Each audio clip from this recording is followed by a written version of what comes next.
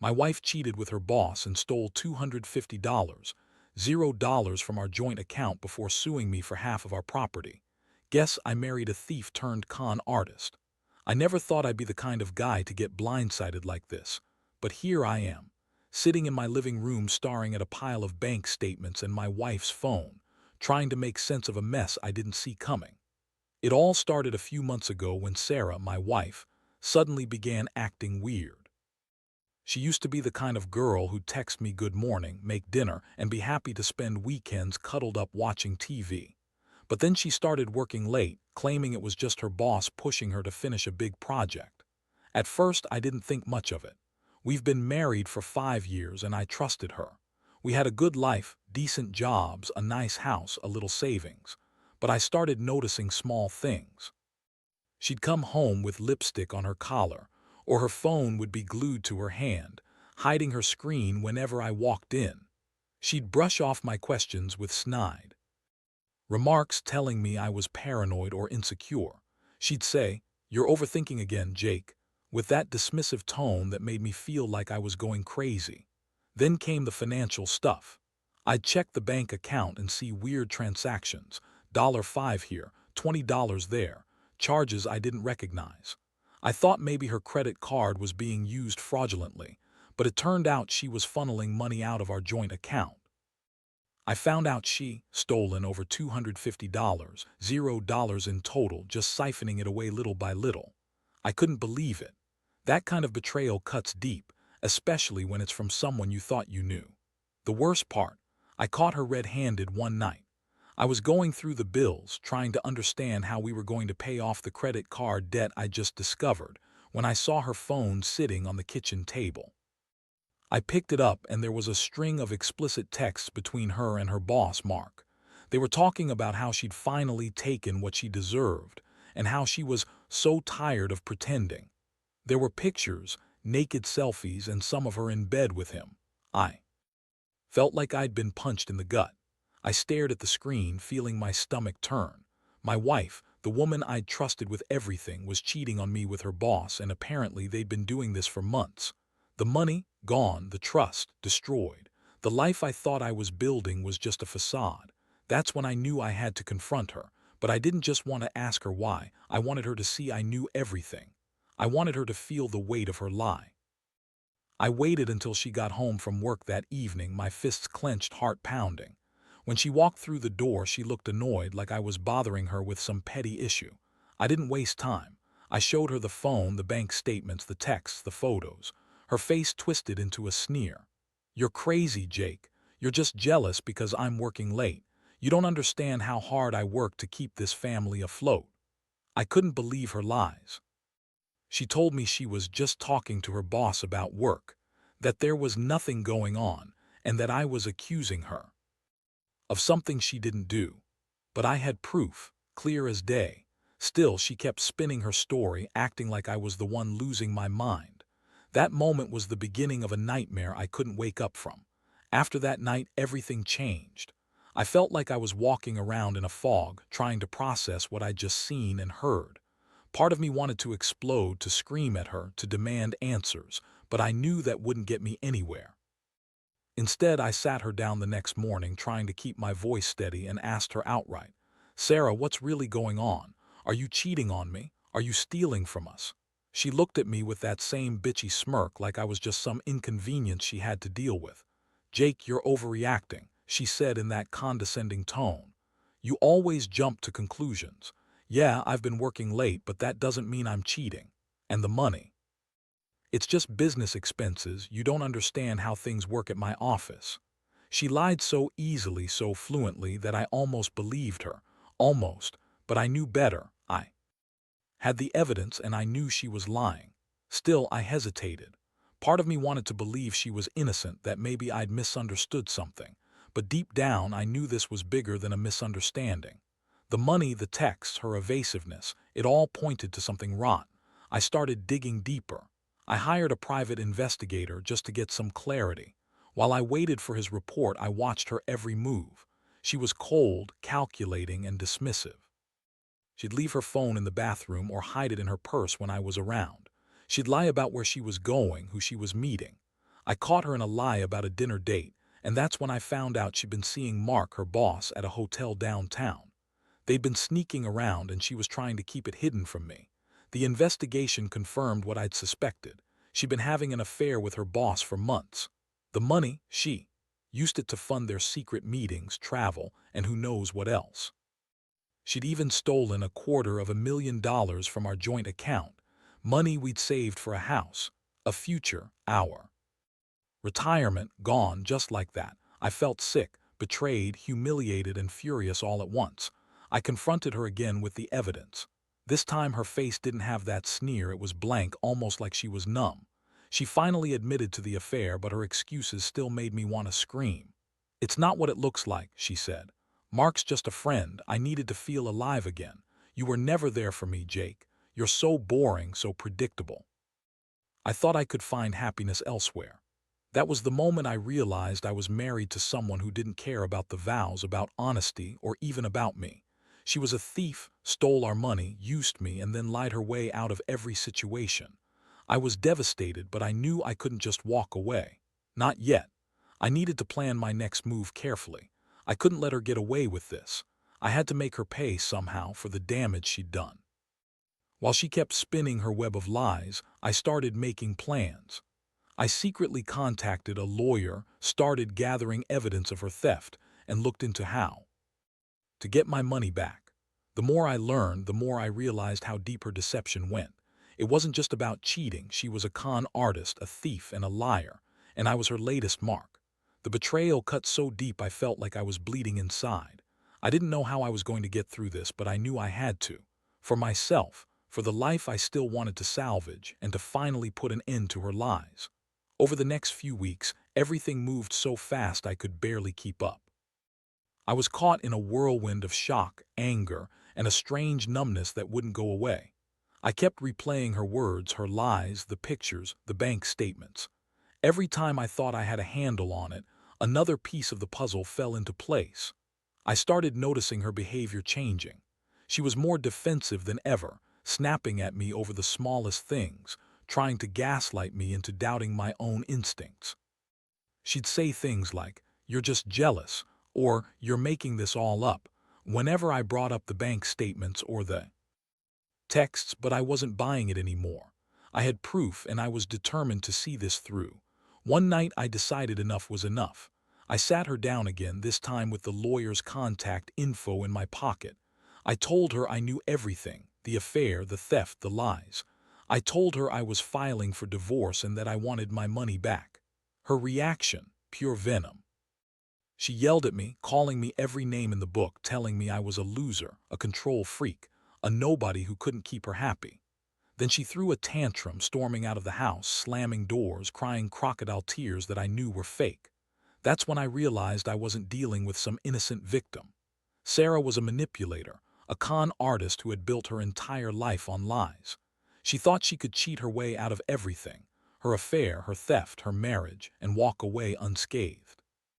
But I wasn't going to let her. I was done being the naive husband who turned a blind eye to her bullshit.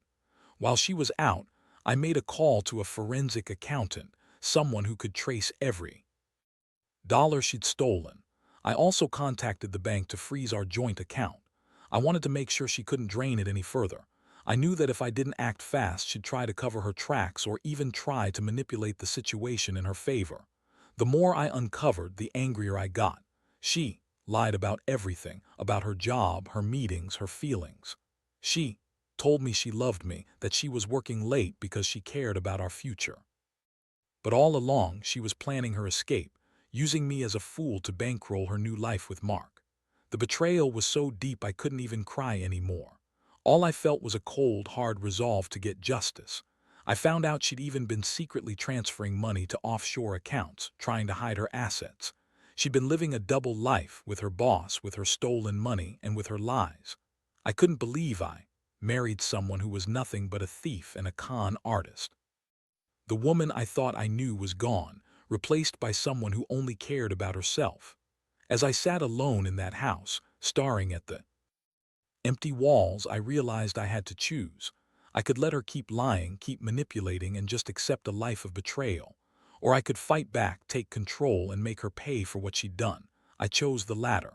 I wasn't going to let her get away with it. Not this time.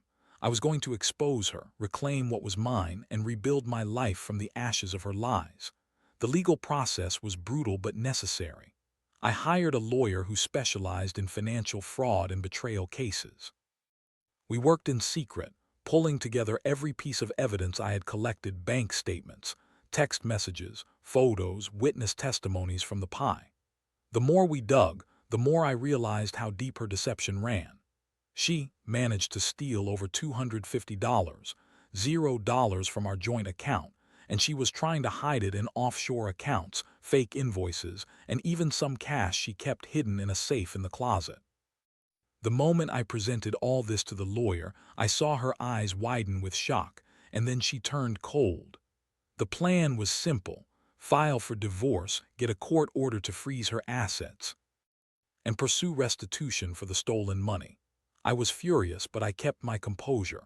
I knew I had to be strategic. If I went in angry, she'd just spin her web tighter and I'd lose control of the situation. Instead, I stayed calm, collected, and relentless. Meanwhile, Sarah was losing her mind. She started to panic, I guess realizing her house of lies was crumbling. She'd come home, trying to act innocent, pretending she was the victim of my paranoia. She'd cry, scream, beg, but I saw through all of it. She wasn't crying because she felt remorse. She was crying because she was scared of losing everything: her money, her reputation, her freedom.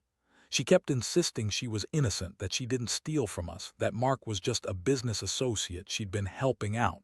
But her words sounded hollow. I had the proof she needed to go to jail if I wanted. One night, she tried to manipulate me into dropping the case. She showed up at the house, crying about how much she loved me, how she'd change, how it was all a mistake. She begged me to just forget everything, to let her start fresh. That's when I finally snapped. I told her that I was done trusting her, that I wasn't going to be a victim anymore, and that I was going to make sure she paid for everything she'd done. I also started recording her whenever she talked to her friends or her lawyer. I wanted to have proof of her lies and manipulations. I knew she was trying to spin her story, make me look like the bad guy, but I wasn't going to let her get away with it. I'd been betrayed enough. The financial trail was clear, and I was going to see this through to the end. The divorce papers were filed and the court proceedings began.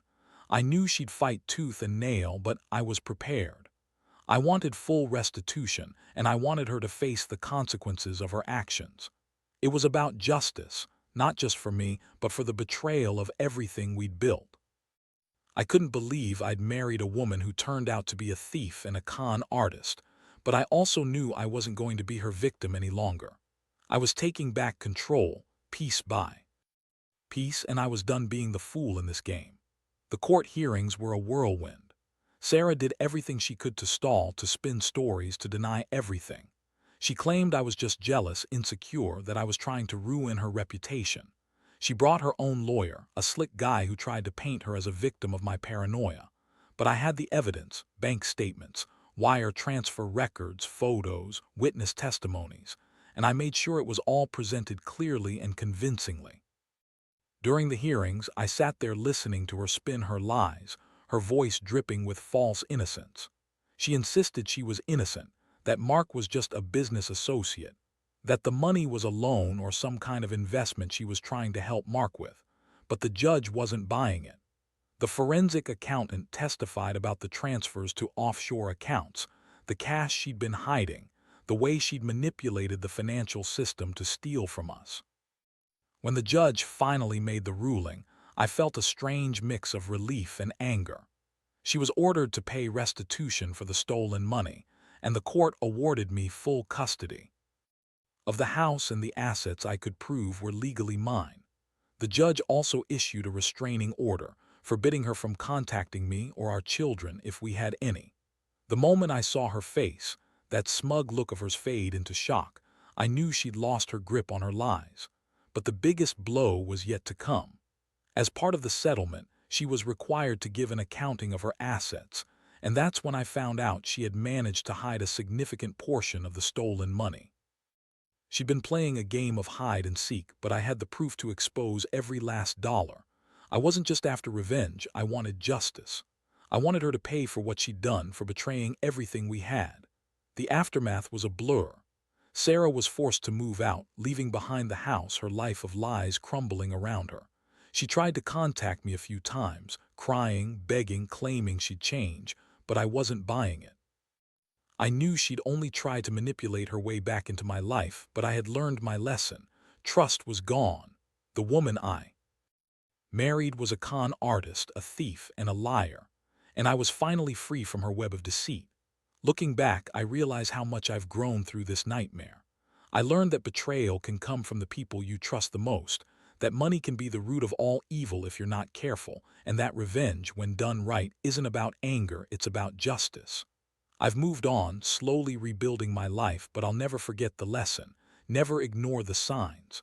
Trust but verify. And always keep your eyes open. Now that everything's settled, I spend a lot of time reflecting on what happened. Honestly, the betrayal changed me more than I expected. I used to believe in the idea of forever, of loyalty, of trust. Turns out, those are fragile things, things you shouldn't take for granted. I've come to realize that sometimes, the people you love the most are the ones who can hurt you the deepest, and you have to be prepared to fight back, even if it means losing everything at first. What I've learned from this experience is that money isn't just numbers. It's a symbol of trust, effort, and stability. When that's broken, everything else crumbles. I also learned that revenge isn't about revenge at all. It's about reclaiming your life, your dignity, and your peace of mind. I didn't do this just to punish her. I did it so I could move forward without the weight of her lies dragging me down. I've started rebuilding my savings, focusing on my career, and most importantly, learning to trust myself again. I don't let people get that close anymore without some serious scrutiny. I keep my financials tight, my boundaries clear, and my eyes open. I know now that betrayal can come from anywhere, even from those who seem closest. The scars are still there, but they remind me to be smarter, stronger, more cautious with my heart and my money. To anyone out there going through something similar, I'll say this: don't ignore the signs. Trust is earned, not given freely. If someone shows you they're not who they claim to be, listen to that voice inside you. Protect yourself, your emotions, your finances, your future. Because in the end, the only person responsible for your happiness and safety is you. And no matter how much it hurts, taking control is the only way to truly heal.